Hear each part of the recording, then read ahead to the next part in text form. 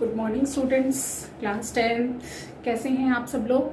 I hope आप सब घर पर ठीक होंगे और अपनी पढ़ाई अच्छे से कर रहे होंगे सब लोग। इससे पहले हमने जो है वीडियो मैंने आपको सेंड किया था अनुच्छेद एवं पत्र लेखन का राइटिंग सेक्शन से, और आज हम पढ़ने जा रहे हैं आपकी दूसरी पाठ्य पुस्तक जो है संचयन, उसका चैप्टर नंबर 2 सपनों के से दिल, और इसके लेखक हैं गुरदयाल सिंह।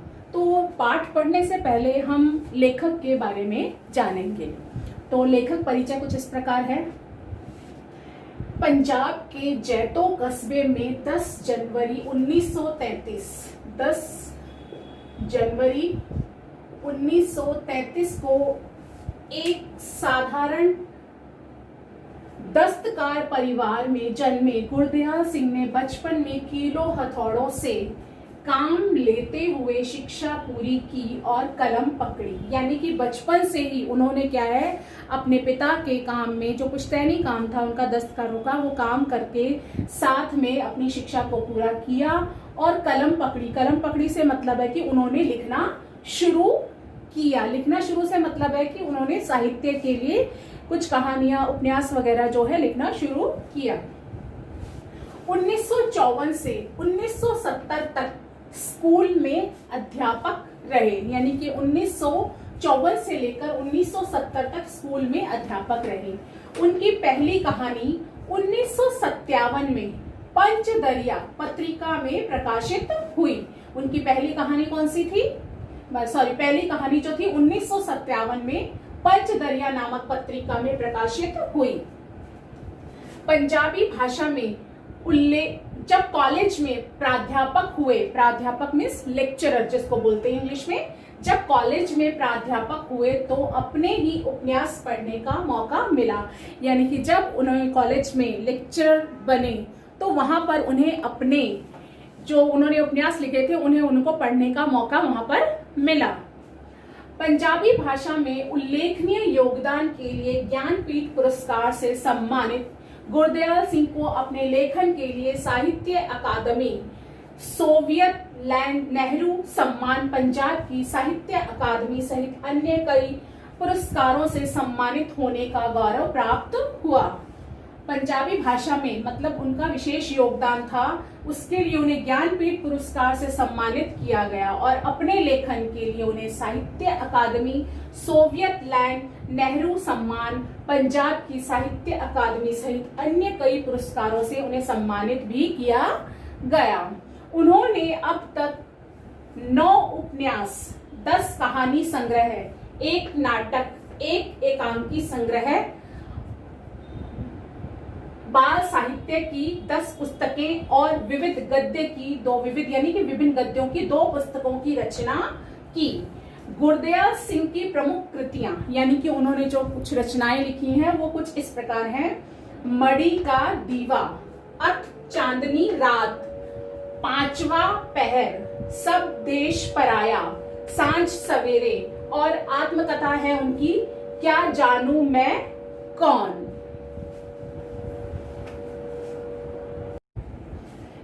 अभी हमने पाठ परिचय, लेखक परिचय पढ़ा और अब हम पाठ परिचय देखेंगे कि पाठ परिचय में क्या है। विद्यार्थी जीवन में कई बार कुछ ऐसा होता है जो एक बार पढ़ लेने के बाद हमारी स्मृति में बस जाता है। यानी कि आप सब लोग भी जो है स्टूडेंट्स हैं, कुछ इस तरह का पढ़ते हैं जो आपकी स्मृति मतलब आपकी मेमोरी में फीड हो जाता है।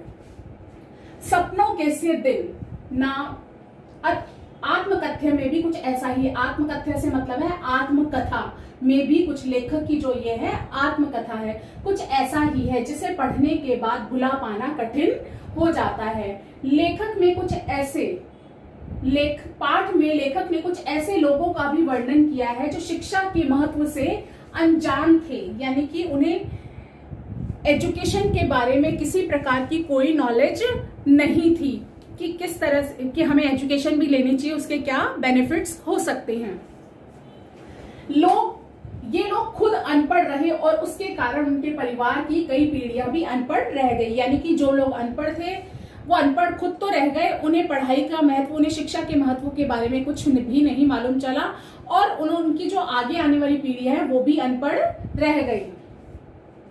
पाठ में बचपन की शरारतों और चुगलबाजियों का ऐसा वर्णन है कि जिसे पढ़कर लगता है कि हम सब, यह सब कुछ हमारे जीवन की ही घटना रही हो। यानी कि बचपन में आप लोगों की शरारतें करते थे, कुछ इस तरह की घटनाएं हो जाती थी जो कि आपको पाठ पढ़ने के बाद ऐसा महसूस होगा कि ये हमारे बारे में ही लिखा गया है। पाठ का सार, सपनों के से दिन। पाठ का नाम क्या है? सपनों के से दिन नामक पाठ लेखक गुरदयाल सिंह की आत्मकथा का अंश है। इस सपनों के से दिन पाठ में लेखक ने जो है अपनी आत्मकथा का एक छोटा सा अंश यहाँ पर पाठ के रूप में दिया है, जिसमें लेखक ने अपने बचपन और विद्यालय जीवन का सजीव चित्रण किया है। लेखक ने इसमें जो है अपने विद्यालय जीवन, यानी कि वो स्कूल जब जाता था उसकी लाइफ में स्कूल के जो दिन थे वो कैसे थे, उसका वर्णन इस प्रकार से किया है कि बिल्कुल ऐसा लगता है कि जैसे वो हमसे सामने बैठकर बात कर रहा है और हमें भी इसी तरह महसूस होता है कि हाँ, इसी प्रकार का ही जीवन जो है, हमारा भी विद्यालय जीवन जो है इसी प्रकार चल रहा है। पाठ का नाम है सपनों के से दिन, यानी कि हमारे साथ कुछ इस तरह का बचपन में घटित हो जाता है या आसपास कभी भी, तो हम जब उन बातों को दोबारा बैठकर कभी कुछ समय बाद याद करते हैं तो वो दिन हमें सपनों के समान लगते हैं। तो कुछ इस प्रकार से ही लेखक का पाठ है। और हम जो पाठ के बारे में पढ़ेंगे वो निम्नलिखित बिंदुओं के आधार पर पढ़ेंगे। तो सबसे पहला इसका बिंदु है सबका बचपन एक समान। दूसरा है पढ़ाई के प्रति अभिभावकों की अरुचि, अरुचि मतलब उनमें इंटरेस्ट नहीं लेना। थर्ड है लेखक के बचपन के साथियों की बोली भाषा में असमानता। तत्कालीन स्कूल का वातावरण। थर्ड था लेखक के बचपन के, लेखक जहां से आया था वहां उसके जो साथी थे वो सब जो है अलग अलग देश से आए हुए थे, तो सबकी भाषा और बोली जो थी असमान थी, यानी एक जैसी नहीं थी। तत्कालीन स्कूल का वातावरण, यानी कि उस समय जो स्कूल का वातावरण है वो कैसा था। छुट्टियों में ननिहाल जाना तथा तालाब और रेत में नहाना। आप लोगों की भी गर्मी की छुट्टियां होती हैं, आप लोग भी अपनी नानी दादी के घर जाते हैं, गांव जाते हैं, और इसी प्रकार से जो है लेखक भी छुट्टियों में ननिहाल यानी नानी के घर जाता, तालाब और रेत में नहाना। समाप्त होती छुट्टियां और बढ़ता भय, यानी कि जैसे जैसे स्कूल की जो है गर्मी की छुट्टियां समाप्त होने का समय नजदीक आता वैसे वैसे भय बढ़ता जाता था बच्चों का। फिर है ओमा की बेडोल कद काठी। एक लड़का था ओमा, उसकी कद काठी का जो है इसमें वर्णन किया गया है। तो सबसे पहला है इसमें सबका बचपन एक समान। तो लेखक ने बताया है कि बचपन में जब उनके साथ जो खेलने वाले साथी होते थे वो सब क्या होते थे कि फटे पुराने कपड़े और गंदे से बनकर आते थे, और क्या होता था खेलते थे सब एक दूसरे के साथ, लेकिन आपस में कोई भेदभाव नहीं होता था, क्योंकि यहाँ पर जो है सबका बचपन एक समान ही बताया गया है। और जब वो खेलते खेलते गिर जाते, गिरकर उन्हें चोट लग जाती, कुर्ते फट जाते, कपड़े फट जाते, लेकिन मतलब कि जगह जगह से कटपिट लग जाता, और जब एकदम से वो रेत में सने हुए जब अपने घर जाते थे तो उनके परिवार वाले क्या करते थे, उनके माँ जो क्या करती थी, उन्हें प्यार करने की बजाय उन्हें और पिटाई करती थी, उनकी और पिटाई किया करती थी, लेकिन फिर भी उन्हें इस चीज से कोई फर्क नहीं पड़ता था, वे दोबारा वैसे के वैसे ही हो जाते थे। नेक्स्ट पॉइंट है पढ़ाई के प्रति अभिभावकों की अरुचि। जो लेखक था उसके जो साथी थे उनके मतलब वे लोग आसपास के गांव से या दूसरे देश से आए हुए थे, और उन सब लोगों को, वे सब जो थे अनपढ़ थे, उनके जो माँ बाप ने जो काम सिखाया उन्होंने वो किया, और उन्हें पढ़ाई के महत्व के बारे में कुछ भी नहीं मालूम था। तो उन्हें ऐसा लगता था कि पढ़ लिख कर ये क्या करेंगे, मुनीमगिरी ही तो करनी है पढ़ाई लिखाई करके। मुनीमगिरी से मतलब कि केवल दुकान या व्यापार चलाने के लिए जो है सिर्फ हिसाब किताब ही तो रखना है, वो तो उनका मुनीम आकर ही उन्हें सिखा देगा कि किस तरह से हिसाब किताब रखा जाता है, इसके लिए स्कूल जाने की क्या आवश्यकता है। तो इसलिए जो है माता पिता पढ़ाई के प्रति अरुचि दिखाते थे। लेखक के बचपन के साथियों की बोली भाषा में असमानता।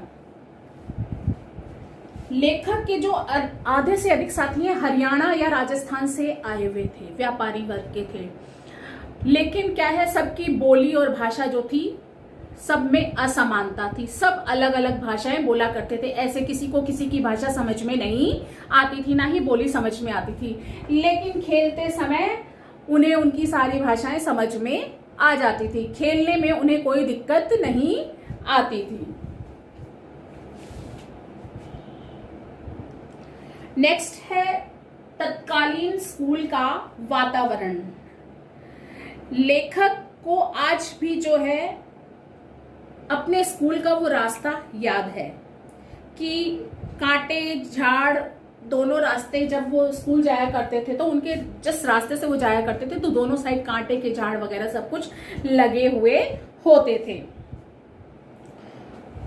और लेखक जो है पत्तों की, उनके आसपास जो पत्ते फूल पेड़ लगे होते थे वे वहां पर जो गेंदा गुलाब मोतिया उनकी सबकी जो है क्यारियों में ना क्या फूल लगे हुए होते थे, वो क्या करते थे वहां से फूल चुराकर तोड़कर अपनी जेबों में भर लिया करते थे। उन्हें उन फूलों की खुशबू बहुत अच्छी लगती थी। या तो क्या होता था कि जब वो कपड़े धुलते थे उनके तो फूलों की सूखी पत्तियां निकलती थी तो उनकी माएं फेंक दिया करती थी, या फिर वो क्या करते थे बकरी के बच्चों की भांति गुलाब के फूलों की पत्तियां जो है चबा जाया करते थे। नेक्स्ट है छुट्टियों में ननिहाल जाना तथा तालाब और रेत में नहाना। लेखक जब पूरे साल की पढ़ाई के बाद उनके स्कूल में जब क्या है 1.5-2 महीने की गर्मी की छुट्टियां हुआ करती थी तो क्या करते थे, पहले ननिहाल चले जाते और वहां पर 2-3 सप्ताह तो लगातार वो खेलते रहते थे। कभी तालाब में कूदना, तालाब में कूदने के बाद वापस रेत पर आकर के लौटना, इस तरह के वो खेल खेला करते थे। और छोटे से तालाब पर नहाने जाते और नानी से अपने मनचाही वस्तुएं बनवाते और खाया करते थे। वहां पर तालाब में जाकर छलांग लगा देना, और जिनके साथियों को तैरना नहीं आता था वे क्या करते थे, तैरने का अभिनय किया करते थे, वहां पर लोगों को दिखाया करते थे और गहरे पानी में जैसे खांसते खांसते चले गए और वापस से फिर बाहर भी आ जाया करते थे। और इस प्रकार से वो अपने सारी छुट्टियां जो है गर्मी की वहीं पर बिता दिया करते थे।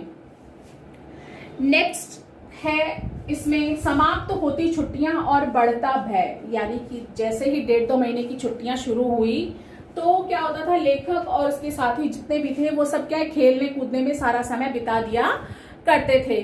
और जैसे उनको मास्टर जी से जो सवाल मिला करते थे तो वो उसको गुना भाग करके कुछ इस तरह से सिस्टम बैठाते थे कि अगर हम 10 दिन में, एक दिन में 10 सवाल भी करेंगे तो 5 दिन में हमारे इतने सवाल हल हो जाएंगे, इतने सवाल। लेकिन क्या है करते नहीं थे, सिर्फ दिमाग में अपने कैलकुलेशन करके रखते थे कि हाँ हम आज से अगर शुरू करेंगे तो हमारा काम इतना जल्दी खत्म हो जाएगा और इतना जल्दी खत्म हो जाएगा। अगर कल से शुरू करेंगे और अगर हम रोज के 10 करेंगे 20 करेंगे सवाल तो हमारे सारे सवाल हल हो जाएंगे। लेकिन क्या है ऐसा कुछ भी नहीं होता था, सिर्फ ये ख्याली पुलाव ही बनते थे। और जिस तरह से छुट्टियां धीरे धीरे खत्म हो जाती थी तो उनका डर जो है और भी अधिक बढ़ता चला जाता था। लेकिन फिर भी उन्हें क्या करता था कि काम करने से अच्छा उन्हें सस्ता सौदा क्या लगता था कि मास्टर जी की छड़ी की मार हम खा लेंगे लेकिन काम हम नहीं करेंगे। फिर नेक्स्ट है बेडोल, ओमा की बेडोल कद काठी। लेखक के साथियों में जो है ओमा जैसा कोई भी दूसरा नहीं था। उसकी बातें, गालियां, मार पिटाई का ढंग जो था बिल्कुल ही अलग था और साथ ही उसकी शक्ल सूरत भी बिल्कुल अलग थी। उसका सिर जो है बिल्कुल हांडी की तरह दिखाई देता था, गोल मटके हांडी, काली हांडी की तरह, और बिल्ली के मुंह जैसा लगता था। उसे सब क्या है रेल बम्बा कहकर बुलाते थे। जैसे कि ऐसे महसूस होता था उसके सिर को देखकर कि जैसे बिल्ली के सर पे कोई तरबूज सा रख दिया गया हो। बेडोल कदकाठी के कारण क्या है सब उसे चिढ़ाया करते थे और वह लड़ाई किया करता था। जब वह किसी की छाती पर झुक करके अपने सिर से वार करता था तो बहुत गहरी चोट लगती थी, मतलब जिसे पीटता था उसे बहुत गहरी चोट लगती थी। और उसके दुगने तिगने शरीर वाले लड़के भी क्या करते थे, उसकी पीड़ा मतलब उसकी पीड़ा सहन नहीं कर पाते थे। जब भी वो किसी से मार पिटाई किया करता था तो लोग बच्चों ने उसका नाम रेल बम्बा रख दिया था। क्या रख दिया था? रेल बम्बा रख दिया था।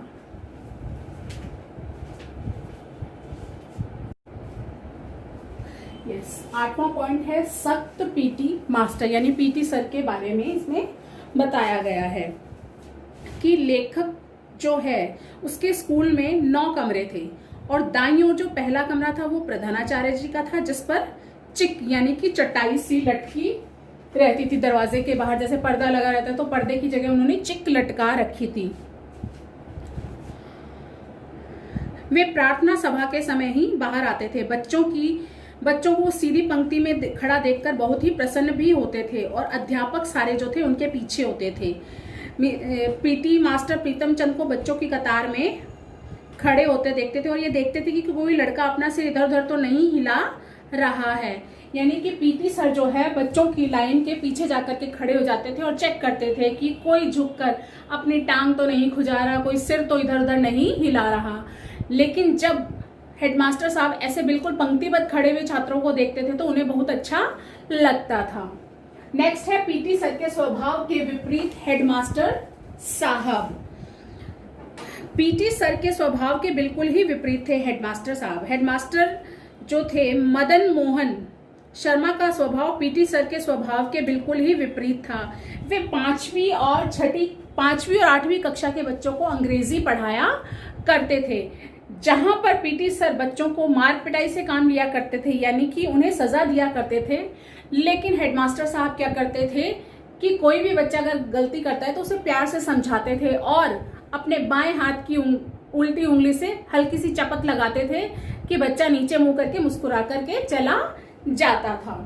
फिर है नेक्स्ट है वह समय जब स्कूल अच्छा लगता था, यानी कि पहले तो ऐसा होता था कि लेखक को स्कूल जाना बिल्कुल भी अच्छा नहीं लगता था, लेकिन धीरे धीरे कुछ ऐसा होने लगा कि लेखक को स्कूल जाना अच्छा लगने लगा। वो क्योंकि पीटी सर जो थे स्काउटिंग का अभ्यास करवाते और छात्रों के हाथ में जब नीली पीली झंडियां जैसे हाथ में पकड़कर 1 2 3 बैक फ्रंट इस तरह से करके जब वो अबाउट टर्न करके कुछ करवाते थे और बहुत अच्छा करने पर वो हल्के से आंखें झपकाकर जो शाबाशी देते थे वो शाबाशी उन्हें बहुत अच्छी लगती थी। उन्हें ऐसा लगता था कि जैसे कॉपी में बहुत सारे एक साथ गुड मिलते हैं तो वो शाबाशी उन्हें उन गुड के बराबर लगती थी, इसलिए लेखक को उस समय स्कूल जाना अच्छा लगने लगा था। नेक्स्ट है हेडमास्टर शर्मा जी से मिलती पुस्तकें। लेखक को हर साल नई कक्षा में जाने पर पुरानी पुस्तकें ही पढ़ने को मिलती थी। इसके लिए विद्यालय के हेडमास्टर साहब एक जो है धनवान व्यक्ति के घर, धनाढ्य यानी धनवान व्यक्ति के घर ट्यूशन पढ़ाने जाते थे उसके बच्चे को, तो उसकी किताबें लाकर वे लेखक को दिया करते थे और जो कि वो किताबें उन्हें लेखक को जो है हेडमास्टर साहब से मिला करती थी। और उस समय जो है नई पुस्तकें जो है 1-2 रुपए में आ जाती थी, लेकिन लेखक के माता पिता वो भी नहीं खरीद सकते थे। उस समय 1 रुपए में 1 सेर घी भी आता था, तो क्या है 1 रुपया उनके लिए बहुत बड़ी रकम होती थी। नेक्स्ट है मारपीट के भय से नई कक्षा में जाने की रुचि नहीं। नई कक्षा में जाने से बच्चों को क्या वहां पर उत्साह नहीं होता था। नई कॉपियों और पुरानी पुस्तकों की गंध से लेखक का मन उदास होने लगता था। उसे लगता था कि नए मास्टर जो हैं वो भी मारपीट करेंगे, यानी कि उनके सवालों के जवाब नहीं देने पर उन्हें मारा जाएगा, उनकी पिटाई होगी, इसलिए उन्हें जो है मारपीट के भय से क्या है वो नई कक्षा में नहीं जाना चाहते थे। नेक्स्ट है फौज में भर्ती के लिए प्रोत्साहन।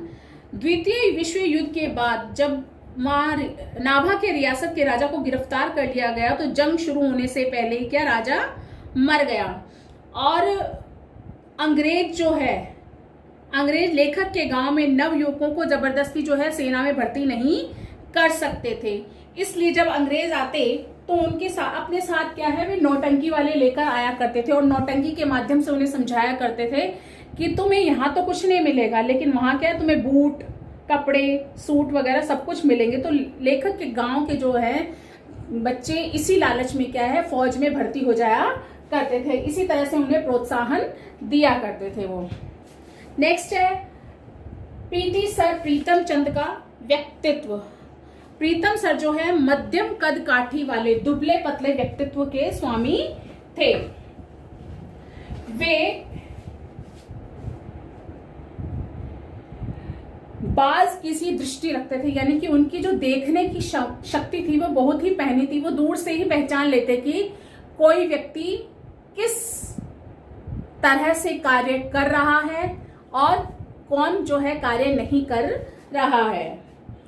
उनकी खाकी वर्दी और चौड़े बूट पहनने वाले वे व्यक्ति थे, यानी कि वे खाकी वर्दी पहना करते थे और चौड़े बूट पहना करते थे। उनके बूटों में लगे कील कठोर जगह पर भी निशान छोड़ जाते थे, यानी कि उनकी जो चाल ऐसी थी कि उनके बूटों के तलवे में जो कील लगे होते थे वो कठोर जमीन पर भी अपने निशान छोड़ जाते थे। भारी बूट पहनकर वे भी आराम से चलते थे। उन्हें कभी किसी ने स्कूल में हंसते मुस्कुराते हुए नहीं देखा, यानी कि हमेशा वे सख्त स्वभाव के ही रहे।